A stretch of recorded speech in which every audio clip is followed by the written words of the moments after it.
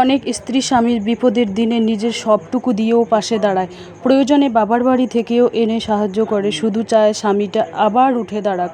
কিন্তু যখন সেই স্বামী সফল হয়, অনেক সময় সবার আগে তাকেই দূরে ফেলে দেয় যে ছিল তার সবচেয়ে বড় ভরসা। এই যে একটা কথা আছে না, হ্যাঁ, অন্ধ যখন দেখতে পায় সবার আগে হাতের লাঠিটাই ছুঁড়ে ফেলে দেয়।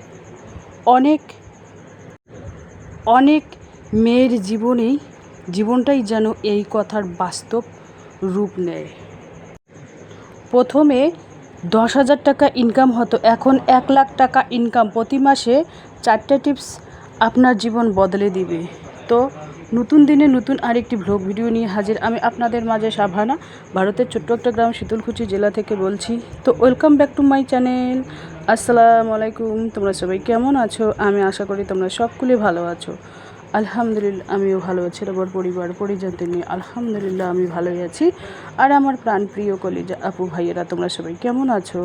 আমি আশা করি তোমরা সকলে ভালো আছো। তো বরাবরের মতো না, ব্লগটা আমি সকাল থেকেই শুরু করে দিলাম। তো চলো ব্লগটা দেখতেই থাকো, আশা করি খুবই ভালোই লাগবে।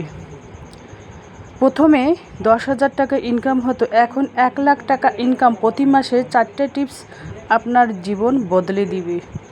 গ্রামের গৃহিণী হয়ে ডেইলি বাঙালি ব্লগ।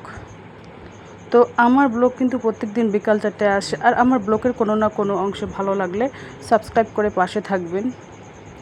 প্রথমে 10,000 টাকা ইনকাম হতো, এখন 1,00,000 টাকা ইনকাম। প্রতি মাসে 4টে টিপস ফলো করুন। তো সেই বিষয় নিয়ে তোমাদের কাছে আলোচনা করব গ্রামের গৃহিণী হয়ে। তো যাই হোক, মানে টাকা সঞ্চয় করার জন্য ছোট্ট একটা লক্ষ্মীর ভাণ্ডার কিনে নিয়ে এসেছি। আলহামদুলিল্লাহ আমার 3টা লক্ষ্মীর ভাণ্ডার হয়ে গেল। একা করে আগে ছিল 2টে, এখন হচ্ছে একটা। কারণ আগে 2টে ছিল, তো ভাবলাম যে আরেকটা নিয়ে আসি। কারণ আরেকটা যদি নিয়ে আসি তাহলে কিন্তু এটাতেও আমি খুচরো পয়সা অনায়াসে ফেলতে পারবো। এটাই হচ্ছে মেন কথা। তো যাই হোক, ব্লগটা দেখতেই থাকো, আশা করি খুবই ভালোই লাগবে। তো প্রথমে 10,000 টাকা ইনকাম হতো, এখন 1,00,000 টাকা। তোমরা অবাক হতে পারো যে কিভাবে 10,000 টাকা থেকে 1,00,000 টাকা প্রতি মাসে ইনকাম। তো 4টে টিপস আপনাদের ফলো করতে হবে, জীবন একেবারে বদলে দিবে। তাহলে কিন্তু তোমরা ইনকাম করতে পারবে। 1 নম্বর টিপস হচ্ছে সপ্তাহে একদিন খরচবিহীন জীবনযাপন করতে হবে। 1 নম্বর, সপ্তাহে একদিন। 2 নম্বর হচ্ছে বিনা কারণে এখানে ওখানে যাওয়া বন্ধ। 2 নম্বর হচ্ছে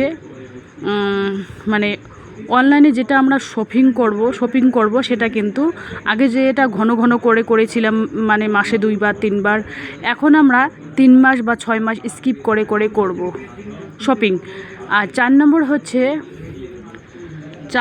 হচ্ছে আমরা যেটাই খরচ করি না কেন, প্রথমে বাজারের লিস্ট করতে হবে, খাতা কলমে লিস্ট করতে হবে। প্রথমে মুদিখানার বাজারে হোক, আর মাছ বাজার হোক, আর মাংস বাজার হোক, প্রথমে কিন্তু আমাদের একটা খাতা কলম নিয়ে লিস্ট করতে হবে। লিস্ট করতে না পারলে কিন্তু আমরা এখানে 1 টাকাও সঞ্চয় করতে পারবো না। এটাই হচ্ছে মেন কথা। তো কোরবানি ঈদের আগে অল্প অল্প করে টুকটুক করে সংসারের কাজগুলো আমি গুছিয়ে করব। কারণ প্রত্যেক দিনে যদি অল্প অল্প করে আমরা সংসারের কাজ গুছিয়ে রাখি তাহলে কিন্তু নিজের জন্য ভালোই হয়। আর যদি একদিনে সমস্ত কাজ করার চেষ্টা করি 6 মাসের কাজ, তাহলে কিন্তু আমাদের উপর অনেক চাপ পড়ে। তোমরাও চাইলে আমার মতো করে অল্প অল্প করে টাকা সঞ্চয় করতে পারো। এখানে 1,00,000 কেন, 2,00,000 টাকাও তোমরা সঞ্চয় করতে পারো বছরে। এখানে প্রতি মাসে ইচ্ছে করলে পারো। আবার শুনুন, আর একটা কি বলবো, 4টে টিপস, 4টে টিপসও বলে দিলাম। আর 4টে টিপস তোমাদের ফলো করি। এগুলো হচ্ছে একেবারে ইন্টারেস্টিং 4টি টিপস। আগেরগুলো তো বলেই দিলাম, আবার 4টে টিপস যদি আমরা ফলো করি। 1 নম্বর টিপস হচ্ছে বাড়িতে যদি আমরা মশলা বানিয়ে বিক্রি করি, সব মুদিখানার দোকানে দেই বা আশেপাশের বাড়িতে দেই, তাহলে আমার যে মশলাটা তৈরি করব ওটা যদি প্রচার হয়ে যায় তাহলে কিন্তু সবাই বাড়ি থেকেই এসে কিনে নিয়ে যাবে। 1 নম্বর টিপস। 2 নম্বর হচ্ছে আচার কিন্তু আমরা কম বেশি সব গৃহিণীরাই ঘরে বানিয়ে থাকি। তাহলে আমরা যদি খুব সুন্দরভাবে টেস্টিভাবে আচার কাচের বয়ামে ভরিয়ে ভরিয়ে মানে আশেপাশের মুদিখানার দোকানে দেই বা আশেপাশের বাড়িতে দিয়ে আসি ডেলিভারি করে, তখন কিন্তু যখন আমার আচারের একটা ভালো একটা প্রচার হয়ে যাবে তখন কিন্তু বাড়ি থেকেই নিয়ে যাবে। 2 নম্বর টিপস। 3 নম্বর টিপস হচ্ছে মানে সেলাইয়ের কাজ। আমরা যদি ঘরে বসে সংসারের কাজ সামলি সেলাইয়ের কাজ করি, তোমার ব্যাগ সেলাই হোক, লাইলন ব্যাগ সেলাই হোক, আর বা চুড়িদার বা নাইটি যে কোনোই হোক, যদি বাড়িতে বসে আমরা সেলাই করি তাহলে এখান থেকেও কিছু টাকা আমরা ইনকাম করতে পারবো। ঠিক আছে। আর 4 নম্বর টিপস হচ্ছে ঘরে যদি দেশি মুরগি বা কবুতর বা হাঁস এই 3টার মধ্যে 1টা বা 3টা বা 2টা মানে পালন পোষণ করি, ওখান থেকেও কিছু টাকা আমরা সঞ্চয় করতে পারবো। সবগুলো মিলেমিশে এই 4টে টিপস যদি তোমরা ফলো করো তাহলে এখান থেকেই আমি মানে প্রথমে 10,000 ইনকাম করতাম, এখন আমি 10 লক্ষ টাকা প্রতি মাসে ইনকাম করি। এই 4টি টিপস তোমরাও ফলো করলে আমার মতো মানে 1 লক্ষ টাকা ইনকাম করতে পারো। তো যাই হোক, যে 4টে টিপস তোমাদের বললাম একটু ফলো করবে তাহলেই হয়ে যাবে। আর এই যে দেখুন আমার সাদামাটা টেবিলটা একটু গুছিয়ে নিচ্ছি, মোছামুছি করে নিচ্ছি। আর এখন আমার আলহামদুলিল্লাহ টাকা কিছু সঞ্চয় করার জন্য ছোট্ট একটা লক্ষ্মীর ভাণ্ডার নিয়েছি। এই লক্ষ্মীর ভাণ্ডারে আমি এখন টাকা সঞ্চয় করব। কারণ এই লক্ষ্মীর ভাণ্ডারটা আমি যেখানে গিয়েছিলাম ব্যাগ ডেলিভারির জন্য দেখে আমার মন মানেনি, মানে এত সুন্দর দেখতে আর কি। তো ভাবলাম যে নিয়েই ফেলি। এটার দাম হচ্ছে 50 টাকা। আগে যেটা বড় মাটির ব্যাংকে নিয়ে এসেছি এটার দাম হচ্ছে 100 টাকা।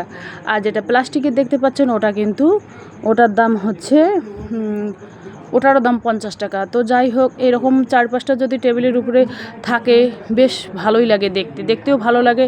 আর 5 টাকা 10 টাকা সঞ্চয় মানে বিশাল একটা ব্যাপার। তো আমার যে প্লাস্টিকের ব্যাংকটা আছে ওখানে 15,000 কি 20,000 টাকা আলহামদুলিল্লাহ সেভ হয়ে গেছে। যেদিন আমি ওটা কাটবো বা খুলবো সেদিন তোমাদের কাছে আমি শেয়ার করব।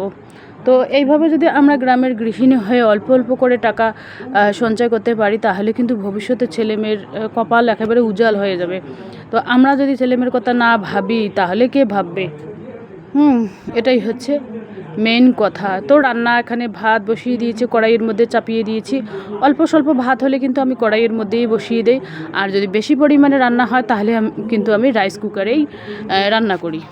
তো যাই হোক, রান্না করতে করতে আমি এই শুকনো মশলার ডিব্বাগুলো একটু পরিষ্কার করে নিচ্ছি।